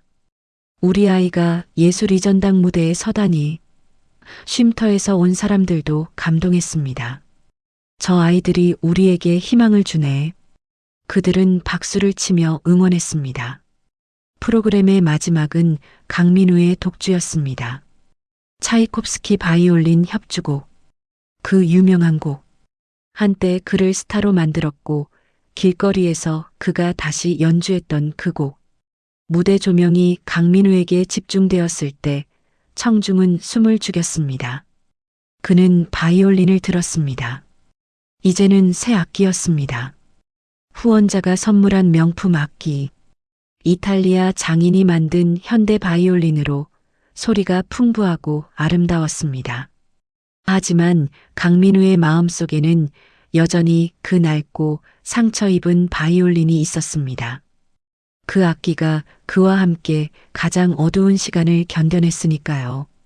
그 악기는 지금 그의 집 거실 가장 소중한 곳에 보관되어 있었습니다. 유리 케이스 안에 조명을 받으며 결코 다시는 연주하지 않을 것이지만 절대 버리지 않을 것입니다. 그것은 증거였습니다. 자신이 어디까지 떨어졌고 어떻게 다시 일어섰는지의 증거. 눈을 감고 깊게 숨을 들이쉬었습니다. 그리고 연주를 시작했습니다. 연주가 시작되었습니다. 첫 음부터 청중은 숨을 죽였습니다. 이것은 단순한 연주가 아니었습니다. 한 사람의 인생이 음악으로 표현되고 있었습니다. 영광과 몰락, 절망과 희망, 상실과 재생. 모든 것이 그 선율 안에 담겨 있었습니다. 젊은 시절의 연주는 완벽했지만 차갑다는 평을 들었습니다. 하지만 지금의 연주는 달랐습니다. 기교는 조금 무뎌졌을지 모르지만 영혼이 있었습니다. 모든 음표가 의미를 가졌고 모든 선율이 이야기를 했습니다. 강민우의 온몸에서 음악이 흘러나왔습니다. 그의 몸은 음악과 하나가 되었고 바이올린은 그의 일부가 되었습니다. 관객석의 사람들은 울었습니다. 노숙자 쉼터에서 온 사람들도 울었고 정장을 입은 사람들도 울었습니다. 음악 앞에서는 모두가 평등했습니다. 모두가 같은 감동을 느꼈고 같은 진실을 경험했습니다. 카덴차 부분에서 강민우는 완전히 자유로워졌습니다. 즉흥적인 장식음들이 펼쳐졌고 감정이 폭발했습니다. 그것은 단순히 작곡가가 쓴 음표를 재현하는 것이 아니었습니다. 강민우 자신의 이야기였고 그의 영혼의 외침이었습니다. 고통, 후회, 용서, 감사, 사랑. 모든 것이 음악으로 쏟아져 나왔습니다. 청중들은 숨도 쉬지 않고 들었습니다. 시간이 멈춘 것 같았습니다. 세상에는 음악만이 존재했습니다. 마지막 음이 울려 퍼지고 사라졌을 때 콘서트홀은 완벽한 침묵에 휩싸였습니다. 5초, 10초, 15초. 아무도 움직이지 않았습니다. 그리고 폭발적인 박수가 터져 나왔습니다. 사람들은 일어섰습니다. 스탠딩 오베이션이었습니다. 박수는 멈추지 않았고 환호가 이어졌습니다. 브라보, 브라보. 소리가 콘서트홀을 가득 채웠습니다. 강민우는 깊이 인사했습니다. 한 번, 두 번, 세 번. 그의 눈에는 눈물이 가득했습니다. 하지만 이번에는 행복한 눈물이었습니다. 그는 돌아왔습니다. 음악으로 그리고 인생으로. 무대 위의 아이들도 일어서서 박수를 쳤고 오케스트라 단원들도 활을 두드리며 환호했습니다. 이준호 사무국장은 객석에서 눈물을 닦았고 병원의 의사와 간호사들도 와 있었습니다. 그들도 모두 울고 있었습니다. 객석 뒤편에는 그날 지하철역에서 강민우를 조롱했던 청년들이 앉아 있었습니다. 그들은 기사를 보고 그가 누구인지 알게 되었고 이 콘서트 티켓을 구하기 위해 며칠 전부터 줄을 섰습니다. 연주가 끝나고 그들은 서로를 바라봤습니다. 말없이 고개를 끄덕였습니다. 그날의 부끄러움을 결코 잊지 않을 것입니다. 그리고 그날의 교훈도 사람을 겉모습으로 판단하지 말 것. 모든 사람에게는 이야기가 있다는 것. 진정한 가치는 외적인 것이 아니라 내면에 있다는 것. 공연이 끝난 후 리셉션에서 강민우는 많은 사람들과 이야기를 나눴습니다. 옛 동료들도 찾아왔습니다. 유학 시절 친구들, 콩쿠르에서 만난 동료들, 예전에 함께 연주했던 음악가들. 그들은 사과했습니다. 미안해. 그때 너를 외면했어. 강민우는 웃으며 포옹했습니다. 괜찮아. 모두 지나간 일이야. 너희도 어려웠을 거야. 한 친구는 말했습니다. 내 연주를 들으며 깨달았어. 내가 왜 음악을 하는지 언제부턴가 잊고 있었어. 다른 친구는 눈물을 흘리며 말했습니다. 오늘 내 연주는 최고였어. 젊었을 때보다 더 좋았어. 진짜 음악이었어. 그들은 오랫동안 이야기를 나눴고 연락을 계속하기로 약속했습니다. 그의 전 부인 수진도 왔습니다. 그녀는 조심스럽게 다가왔고 강민우는 놀란 표정으로 그녀를 바라봤습니다. 몇 년 만에 재회였습니다. 잘 지냈어? 그녀가 물었습니다. 목소리는 조심스러웠지만 따뜻했습니다. 이제는 네, 잘 지내요. 강민우가 대답했습니다. 두 사람은 조용한 구석으로 이동해서 오랫동안 이야기를 나눴습니다.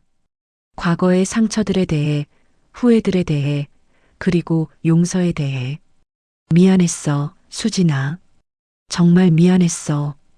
강민우의 목소리는 떨렸습니다. 나도 미안했어. 좀 더 기다려줬어야 했는데, 좀 더 이해하려고 노력했어야 했는데, 수진도 눈물을 흘렸습니다. 두 사람은 서로를 용서했고 과거를 놓아주었습니다. 더 이상 부부는 아니지만 서로를 이해하는 사람으로 남기로 했습니다. 우리 딸이 너를 보고 싶어 해. 수진이 말했습니다. 강민우의 가슴이 뛰었습니다. 딸, 지은이. 그가 가장 보고 싶었지만 감히 연락하지 못했던 딸. 정말인가? 그의 목소리는 떨렸습니다. 응. 기사를 보고 널 자랑스러워했어. 아빠가 다시 일어섰다고, 정말 강한 사람이라고. 오늘 공연 영상도 친구들에게 자랑하겠다고 했어. 수지는 스마트폰을 꺼내 지은이의 사진을 보여주었습니다. 16살이 된 딸. 아름답게 자란 모습. 강민우는 눈물을 참지 못했습니다. 만날 수 있을까? 천천히 해. 서두를 필요 없어. 지은이도 긴장하고 있어. 아빠를 다시 만나는 게 두렵기도 하고 기대되기도 하고. 시간을 가지고 준비하자. 괜찮지? 수진이 그의 손을 잡았습니다. 따뜻한 손길이었습니다. 강민우는 고개를 끄덕였습니다. 아직 갈 길이 멀었습니다. 하지만 이제 그는 혼자가 아니었습니다. 사람들이 그를 지지하고 있었고 기회가 주어졌고 무엇보다 자신을 용서할 수 있게 되었습니다. 그날 밤 강민우는 자신의 아파트로 돌아왔습니다. 작지만 따뜻한 공간, 깨끗한 침대, 작은 부엌, 책상과 의자. 평범한 가구들이지만 그에게는 궁전보다 소중했습니다. 그는 벽에 걸린 낡은 바이올린을 내려다봤습니다. 한때 거리에서 함께했던 그 악기. 유리 케이스 안에서 그것은 조용히 빛나고 있었습니다. 그는 케이스를 열고 바이올린을 꺼냈습니다. 여전히 상처투성이었고 완벽하지 않았습니다. 하지만 강민우에게는 세상 무엇보다 소중했습니다. 이 악기가 그를 포기하지 않게 했으니까요. 이 악기가 그에게 다시 꿈꿀 용기를 주었으니까요. 가장 어두운 밤에도 가장 추운 겨울에도 이 악기는 그와 함께 있었습니다. 그는 창가에 앉아 바이올린을 들었습니다. 밤의 서울이 창밖에 펼쳐져 있었습니다. 수많은 불빛들, 그 뒤에 수많은 사람들, 활을 줄에 대고 부드럽게 소리를 내기 시작했습니다. 거창한 협주곡이 아니라 단순한 멜로디였습니다. 아이들에게 가르치는 기초곡, 슈베르트의 자장가. 하지만 그 안에는 모든 것이 담겨 있었습니다. 사랑과 아픔, 실패와 성공, 절망과 희망. 음악은 계속되었고 강민우는 눈을 감았습니다. 그의 얼굴에는 평화로운 미소가 떠올랐습니다. 창문 틈으로 그 선율이 새어나갔고 지나가던 한 사람이 걸음을 멈추고 귀를 기울였습니다. 아름다운 음악이네. 그는 잠시 서서 들었고 미소 지으며 다시 걸어갔습니다. 그의 하루가 조금 더 밝아진 것 같았습니다. 서울의 밤은 깊어갔습니다. 수많은 창문에서 불빛이 새어나왔고 거리에는 사람들이 오갔습니다. 어딘가에서는 누군가가 꿈을 꾸고 어딘가에서는 누군가가 절망하고 있을 것입니다. 어딘가에서는 성공을 축하하고 어딘가에서는 실패를 슬퍼하고 있을 것입니다. 하지만 이 모든 순간들이 의미가 있습니다. 모든 경험이 우리를 만들어갑니다. 강민우처럼 우리 모두는 자신만의 여정을 가고 있습니다. 넘어지고 일어서고 다시 넘어지고 다시 일어서는 그 과정 속에서 우리는 배우고 성장하고 진정한 자신을 발견합니다. 중요한 것은 포기하지 않는 것입니다. 아무리 어두운 밤도 끝이 있고 아무리 추운 겨울도 봄이 옵니다. 다음 날 아침 강민우는 평소처럼 일찍 일어났습니다. 커피를 내리고 창문을 열어 신선한 공기를 들이마셨습니다. 아침 햇살이 방 안으로 들어왔고 먼지 입자들이 빗속에서 춤을 췄습니다. 연습실로 가야 할 시간이었습니다. 아이들이 기다리고 있을 것입니다. 그는 새 바이올린을 케이스에 넣고 낡은 바이올린을 한 번 더 바라봤습니다. 고마워. 내가 나를 여기까지 데려왔어. 너는 내 인생의 일부야. 절대 잊지 않을 거야. 그가 속삭였습니다. 그리고는 문을 나섰습니다. 복도를 걸으며 그는 이웃과 인사를 나눴습니다. 안녕하세요. 좋은 아침입니다. 평범한 인사였지만 그에게는 특별했습니다. 자신이 사회의 일원이라는 것, 인정받는 존재라는 것을 확인하는 순간이었습니다. 거리는 활기찼습니다. 사람들은 바쁘게 움직였고 차들은 쉼없이 지나갔습니다. 출근하는 직장인들, 등교하는 학생들, 장을 보러 가는 주부들, 모두가 각자의 인생을 살고 있었습니다. 강민우는 그 속을 걸었습니다. 더 이상 보이지 않는 사람이 아니었습니다. 사람들이 그를 알아봤고 인사를 건넸습니다. 강민우 선생님 아니세요? 어제 공연 정말 감동적이었어요. 사인 좀 받을 수 있을까요? 그는 미소로 답했습니다. 사인을 해주고 악수를 하고 사진을 찍어 주었습니다. 유명세가 다시 돌아왔지만 이번에는 달랐습니다. 교만하지 않았고 두렵지 않았습니다. 그저 감사했습니다. 지하철역을 지나칠 때 그는 잠시 멈춰 섰습니다. 그날 밤 연주했던 바로 그 장소. 지금은 평범한 거리의 한 귀퉁이에 불과했지만 강민우에게는 특별한 의미가 있는 곳이었습니다. 여기서 그는 다시 태어났으니까요. 여기서 다시 음악가가 되었으니까요. 연습실에 도착하자 아이들이 달려왔습니다. 선생님, 그들의 목소리는 기쁨으로 가득했습니다. 어젯밤 콘서트에 대한 이야기로 떠들썩했습니다. 선생님 연주 정말 감동적이었어요. 저도 언젠가 그렇게 연주하고 싶어요. 부모님이 우셨어요. 우리도 정말 잘했죠? 강민우는 웃으며 아이들의 머리를 쓰다듬었습니다. 어제 정말 자랑스러웠어요. 여러분 모두 최고였어요. 하지만 이제 다시 연습해야죠. 다음 공연을 위해서. 에이, 선생님.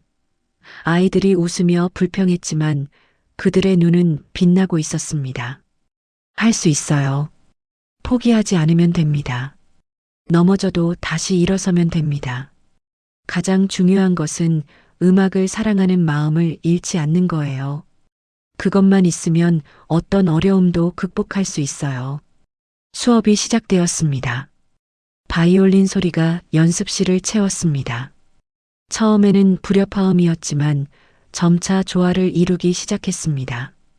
강민우는 한 아이 한 아이를 돌보며 지도했습니다. 여기서 조금 더 부드럽게, 이 부분은 감정을 담아서 활의 압력을 조절해봐요. 좋아요. 아주 좋아요. 그의 목소리는 격려로 가득했습니다. 아이들은 열심히 연습했고 강민우는 그들을 보며 행복했습니다. 이것이 자신의 자리라는 것을 알았습니다. 이것이 자신이 해야 할 일이라는 것을. 무대 위의 솔리스트가 아니라 아이들을 이끄는 선생님. 그것으로 충분했습니다. 아니, 그것이 더 의미 있었습니다. 점심시간에 강민우는 휴대전화를 꺼냈습니다. 전부인 수진이 보낸 메시지가 있었습니다. 딸 지은이의 사진이었습니다. 학교에서 찍은 사진인 듯 했습니다. 교복을 입고 환하게 웃고 있는 모습. 이제 16살이 된 딸. 아름답게 자란 모습. 메시지에는 이렇게 적혀 있었습니다.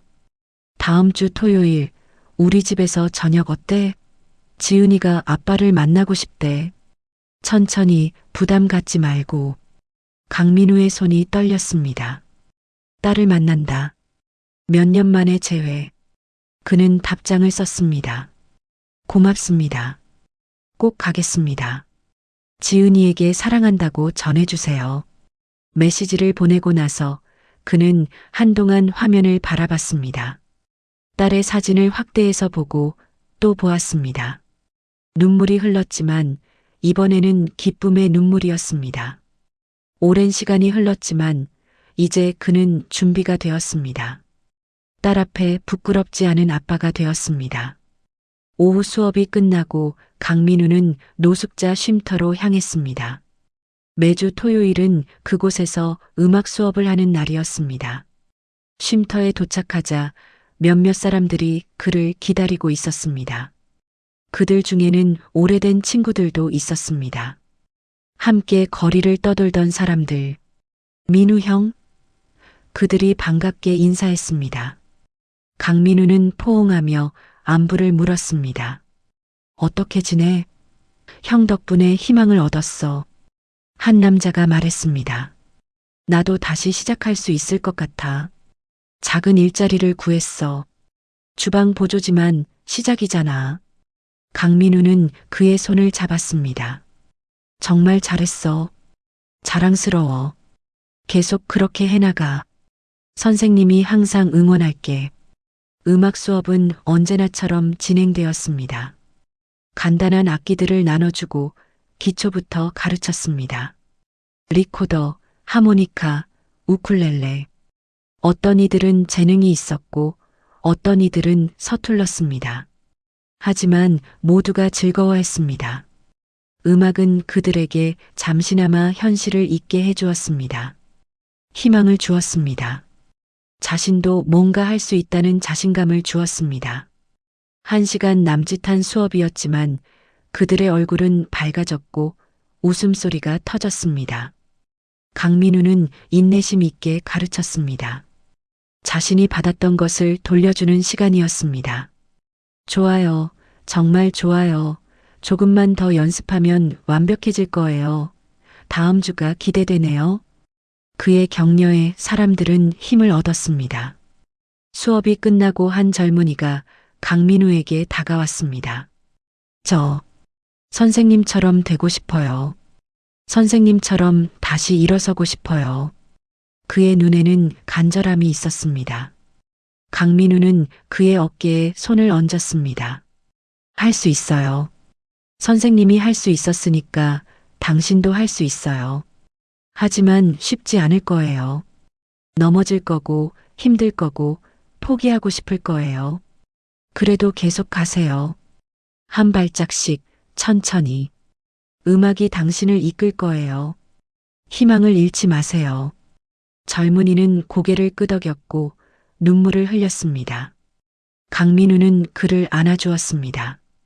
자신의 과거를 보는 것 같았습니다. 절망하고 방황하고 그러나 여전히 희망을 놓지 않으려는 사람. 이름이 뭐예요? 민석이요. 민석 씨, 선생님이 항상 여기 있을게요. 언제든 찾아오세요. 함께 해나가요. 저녁이 되어 집으로 돌아오는 길, 강민우는 한 꽃집 앞에서 멈춰 섰습니다. 진열대에는 여러 종류의 꽃들이 놓여 있었습니다. 장미, 백합, 튤립, 카네이션. 그는 작은 꽃다발을 샀습니다. 다음 주 토요일 딸을 만날 때 가져갈 것이었습니다. 꽃을 들고 걸으며 그는 생각했습니다. 인생이란 참으로 묘한 것이라고. 최고의 순간에서 최저의 순간으로, 그리고 다시 희망의 순간으로 모든 것이 의미가 있었습니다. 그 어둠의 시간들조차도. 만약 그 고통이 없었다면 지금의 이 감사함도, 이 평화도, 이 행복도 느끼지 못했을 것입니다. 모든 경험이 자신을 만들었고 지금의 자신이 있게 했습니다. 밤이 되고 강민우는 다시 창가에 앉았습니다. 낡은 바이올린을 들고 조용히 연주했습니다. 이제는 습관이 되어버린 일과였습니다. 밤의 명상, 하루를 마무리하는 의식. 음악은 그에게 명상이었고 기도였고 감사였습니다. 활이 줄을 스치는 소리, 그 안에서 그는 평화를 찾았습니다. 모든 것이 제자리를 찾아가고 있었습니다. 천천히 그러나 확실하게. 연주하는 동안 그는 생각했습니다. 앞으로의 삶에 대해서, 딸과의 만남에 대해서, 음악에 대해서. 이제 더 이상 두렵지 않았습니다. 미래가 어떻게 될지 알 수 없지만 괜찮았습니다. 중요한 것은 지금 이 순간이고 최선을 다하는 것이고 사랑하는 것입니다. 토요일이 왔습니다. 딸을 만날 날. 강민우는 아침부터 긴장했습니다. 몇 번이나 옷을 갈아입었고 거울을 수없이 들여다봤습니다. 너무 격식 차린 것 같아서 캐주얼하게 바꿨다가 너무 편한 것 같아서 다시 갈아입었습니다. 꽃다발을 확인하고 작은 선물을 준비했습니다. 딸이 좋아할 만한 음악책이었습니다. 쇼팽의 피아노 곡집. 수진에게 물어보니 지은이가 요즘 쇼팽을 좋아한다고 했습니다. 그는 심호흡을 했습니다. 괜찮아. 잘 될 거야. 지은이도 널 만나고 싶어 해. 너무 긴장하지 마. 스스로에게 말했습니다. 그리고 문을 나섰습니다. 지하철을 타고 버스를 갈아타고 수진의 집으로 향했습니다. 길은 멀게만 느껴졌습니다. 전 부인의 집 앞에 섰을 때 강민우의 심장은 빠르게 뛰었습니다. 아파트 현관 앞 초인종 버튼이 보였습니다. 손을 뻗었다가 멈췄습니다. 초인종을 누르려다가 주저했습니다. 만약 딸이 자신을 거부하면 어떡하지? 만약 실망시키면? 만약 자신을 용서하지 못한다면?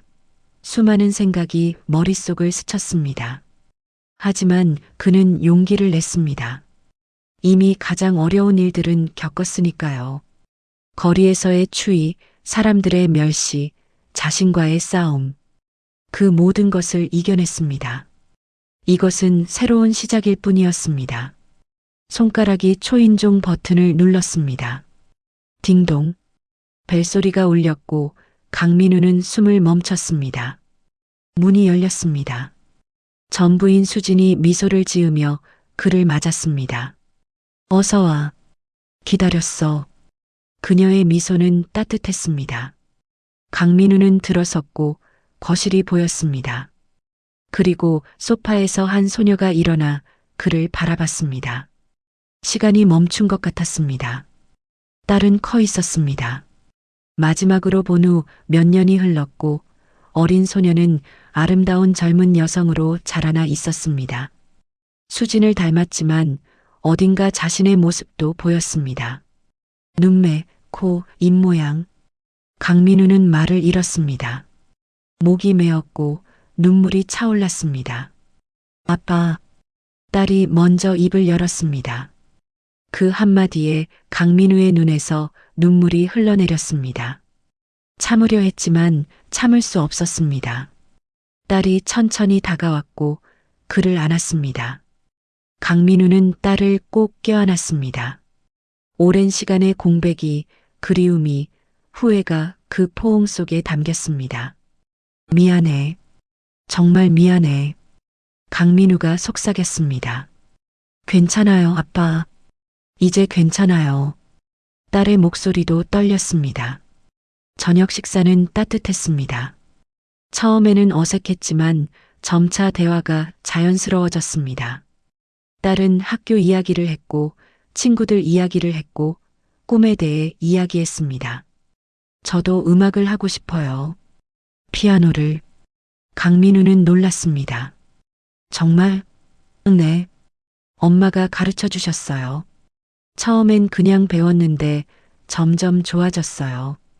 아빠의 연주를 듣고 나서는 더 열심히 하고 싶어졌어요. 강민우는 귀 기울여 들었습니다. 모든 순간이 소중했습니다. 몇 년을 놓친 시간이 아까웠지만 이제부터라도 함께할 수 있다는 것에 감사했습니다. 딸이 물었습니다. 아빠, 정말 힘들었죠? 강민우는 고개를 끄덕였습니다. 응, 정말 힘들었어. 하지만 그 시간들이 나를 더 강하게 만들었어. 그리고 진정으로 중요한 게 무엇인지 깨닫게 해줬지. 음악도 성공도 중요하지만 가장 중요한 건 사랑하는 사람들이야. 너 같은 소중한 사람들. 자랑스러워요, 아빠. 딸이 말했습니다. 다시 일어선 거, 포기하지 않은 거, 친구들에게 자랑했어요. 우리 아빠 진짜 대단하다고. 저녁이 깊어가고 강민우는 바이올린을 꺼냈습니다. 딸을 위한 연주였습니다. 특별한 곡이었습니다. 딸이 어렸을 때 좋아하던 자장가를 바이올린으로 편곡한 것. 브람스의 자장가. 그는 연주를 시작했고 딸은 눈을 감고 들었습니다. 어린 시절의 기억이 떠올랐습니다. 아빠가 밤마다 불러주던 노래, 아빠의 따뜻한 손, 아빠의 목소리. 오랫동안 잊고 있던 기억들이 음악과 함께 돌아왔습니다. 아빠의 사랑이 느껴졌습니다. 그 사랑은 세월이 지나도 변하지 않았다는 것을. 음악이 끝났을 때 딸은 울고 있었습니다. 정말 아름다워요, 아빠. 기억나요. 어렸을 때 불러주셨던 거. 강민우도 울었습니다. 행복한 눈물이었습니다. 수진도 옆에서 조용히 눈물을 닦았습니다. 세 사람은 오랫동안 그렇게 함께 있었습니다. 말없이 그저 함께 있는 것만으로도 충분했습니다. 헤어질 시간이 되었을 때 딸이 말했습니다. 자주 보고 싶어요, 아빠. 매주는 어려워도 한 달에 한두 번은 만날 수 있죠? 강민우는 고개를 끄덕였습니다. 물론이지. 원하는 만큼 자주 만나자. 아빠도 너를 보고 싶어. 그리고 아빠 다음에 제 피아노 연주도 들어주실래요? 그럼. 정말 기대된다. 그들은 긴 포옹을 나눴고 강민우는 아파트를 나섰습니다. 엘리베이터를 타고 내려오면서 그는 계속 웃고 있었습니다. 로비를 나서서 거리를 걸으며 그는 하늘을 올려다봤습니다. 별들이 빛나고 있었습니다. 서울의 불빛 때문에 잘 보이지 않지만 그래도 몇 개의 별은 보였습니다. 그는 깊은 감사를 느꼈습니다. 모든 것에 대해 고통스러웠던 시간들조차도 왜냐하면 그것들이 지금의 이 순간을 가능하게 했으니까요. 모든 것이 의미가 있었습니다. 계절은 다시 바뀌었고 봄이 왔습니다. 강민우의 청소년 오케스트라는 큰 공연을 준비하고 있었습니다.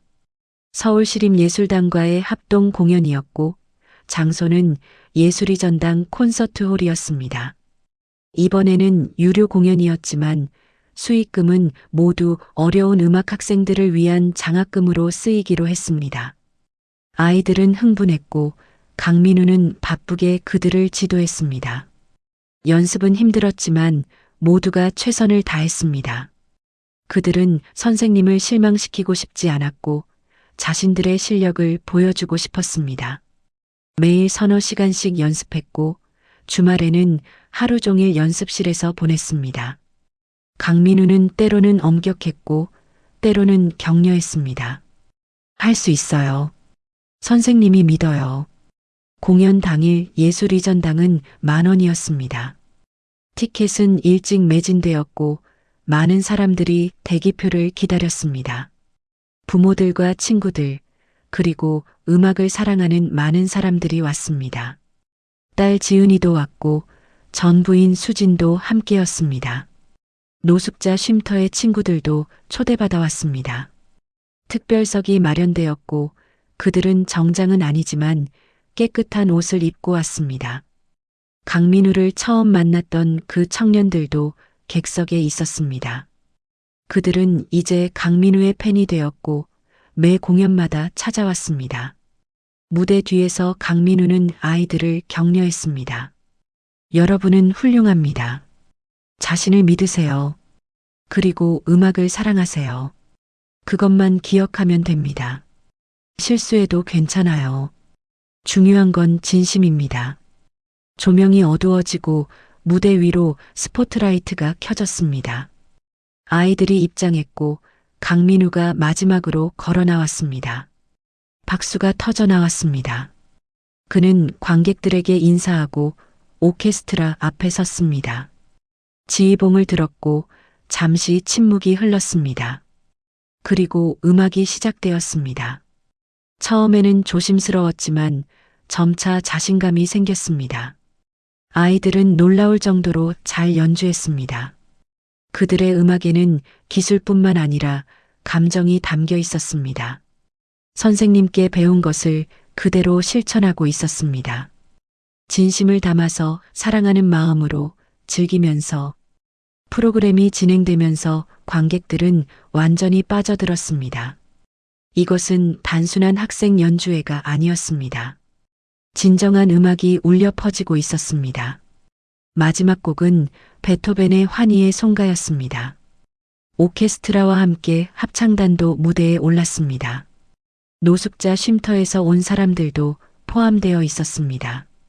강민우가 지도한 그들도 함께 노래했습니다. 처음에는 주저했던 그들이지만 몇 달간의 연습 끝에 이제는 자신감 있게 노래할 수 있게 되었습니다. 음악은 점점 커졌고 절정에 달했습니다. 모든 인간은 형제가 된다. 베토벤의 메시지가 울려 퍼졌습니다.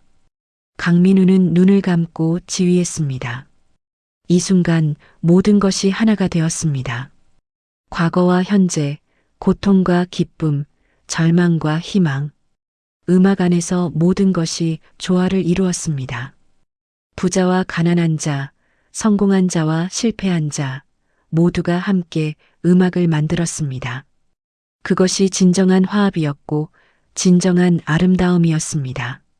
마지막 음이 울려 퍼지고 천천히 사라졌을 때 잠시 침묵이 흘렀습니다. 그리고 폭발적인 박수와 환호가 터져 나왔습니다. 관객들은 모두 일어섰습니다. 스탠딩 오베이션이 몇 분이고 계속되었습니다. 그리고 세월이 흘렀습니다. 강민우는 계속해서 가르쳤고 연주했고 봉사했습니다. 그의 청소년 오케스트라는 점점 유명해졌고 국제대회에서도 수상했습니다. 많은 학생들이 음악대학에 진학했고 프로 음악가가 되었습니다. 하지만 강민우는 항상 어려운 처지의 아이들에게 문을 열어두었습니다. 음악은 모두를 위한 것입니다. 그의 신념은 변하지 않았습니다. 노숙자 쉼터의 음악 프로그램도 확대되었고 다른 자원봉사자들도 합류했습니다. 강민우의 이야기는 많은 사람들에게 영감을 주었습니다. 책으로 출판되었고 다큐멘터리로 제작되었습니다. 거리의 바이올리니스트라는 제목의 그 다큐멘터리는 여러 영화제에서 상을 받았습니다. 그는 가끔 국제 콘서트에 초대받았습니다. 솔리스트로서가 아니라 자신의 이야기를 나누고 연주하는 특별 게스트로서 그는 항상 자신의 과거를 솔직하게 이야기했습니다. 저는 완벽하지 않습니다. 많은 실수를 했고 바닥까지 떨어졌습니다. 하지만 음악이 저를 구했습니다. 그리고 포기하지 않는 마음이 저를 다시 일으켜 세웠습니다. 그의 말은 많은 이들에게 희망을 주었습니다. 공연장을 나서는 사람들의 얼굴은 밝았고 눈은 촉촉했습니다. 딸 지은이는 음악대학에 진학했고 피아니스트의 길을 걷기 시작했습니다. 강민우는 자랑스러웠습니다. 그들은 정기적으로 만났고 때로는 함께 연주하기도 했습니다. 아버지와 딸의 듀엣. 그것은 둘 다에게 특별한 시간이었습니다. 수진과도 좋은 관계를 유지했습니다. 더 이상 부부는 아니지만 서로를 존중하고 지지하는 사람들이었습니다. 어느 날 강민우는 오래된 친구로부터 연락을 받았습니다. 차이콥스키 콩쿠르의 심사위원으로 초대받은 것이었습니다. 당신의 경험과 통찰이 필요합니다. 젊은 음악가들에게 진정한 음악이 무엇인지 가르쳐 주십시오. 강민우는 오랫동안 고민했습니다. 모스크바로 돌아간다는 것. 모든 것이 시작되었던 그곳으로. 결국 그는 수락했습니다. 과거와 진정으로 화해할 시간이라고 느꼈습니다. 그리고 자신의 경험을 나눌 준비가 되었다고 생각했습니다. 모스크바에 도착했을 때 도시는 변해 있었습니다. 하지만 콩쿠르 홀은 여전했습니다.